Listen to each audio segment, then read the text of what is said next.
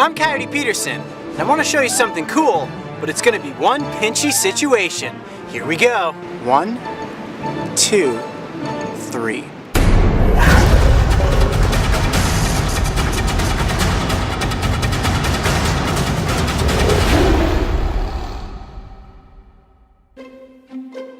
The Pacific coast is an expansive beauty, and if you head down to the shores of Half Moon Bay at low tide, there's a world of biodiversity that you may encounter.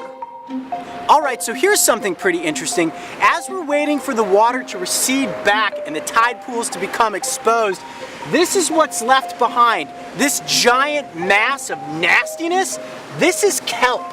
And you aren't here with me right now, but I promise you, this stuff absolutely stinks. The tide's going out. Looks like the tide's coming back in. So, now you can eat kelp, some people do, but if you were here and you stuck your face in this and you could smell it, it's like a rotten fish market. Certainly not something that I want in my salad. All right, let's head up this way and see if we can find some cool creatures. From sea anemones, that feels so cool. All those little tentacles are so sticky. To prickleback fish, the tide pools are alive with friendly animals. Though some of the local inhabitants aren't quite as well mannered as, let's say, a sea star. And if you flip over some rocks, watch your fingers, because you might get more than you bargained for. Down here nestled in these rocks is a purple shore crab. I'm going to gently move some of these rocks back and try to get a hold of them.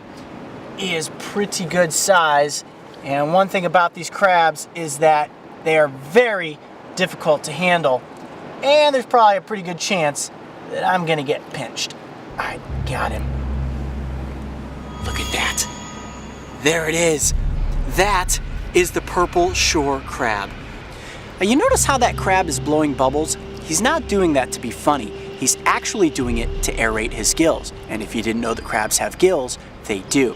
All these little bubbles, because he's out of the water right now, as they pop, push oxygen back in through his gills. Now the reason that they are called the purple shore crab, as you can see, he is very purple in coloration. The carapace, which is the top of the crab, is purple. And then the claws up front here have very distinct light violet color with darker purple spots.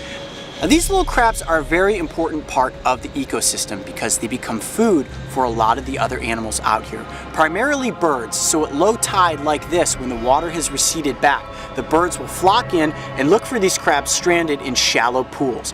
Now, fortunately for these little crabs, they're able to climb under rocks and hide.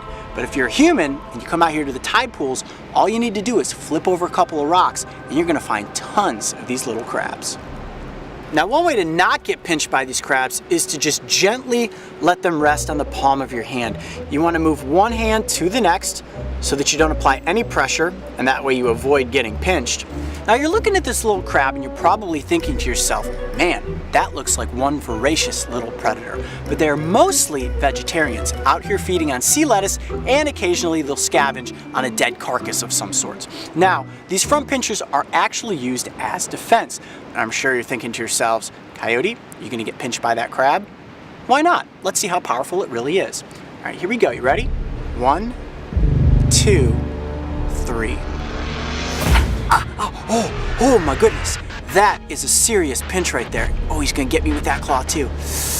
Wow, look at that. I can only imagine what it would be like to get pinched by a crab bigger than this. Now, this is one of the smaller species of shore crabs that we have out here. But if you were ever to go out into the tide pools and try to catch one of these crabs and you are pinched like this, don't panic, try to tough through the pain and gently set it back down into the water. Watch this. As soon as he's down there, he will let go of my finger. Just like that. As soon as he felt that he was back in his environment and he was comfortable, he let go and went about his way. Pretty cool getting up close with the purple shore crab. Let's head down the beach and see what else we can find. I'm Coyote Peterson. Be brave, stay wild. We'll see you on the next adventure. If you thought that was one wild adventure, check out this episode where we encounter even more tide pool creatures. And don't forget, subscribe to join me and the crew on this season of Breaking Trail.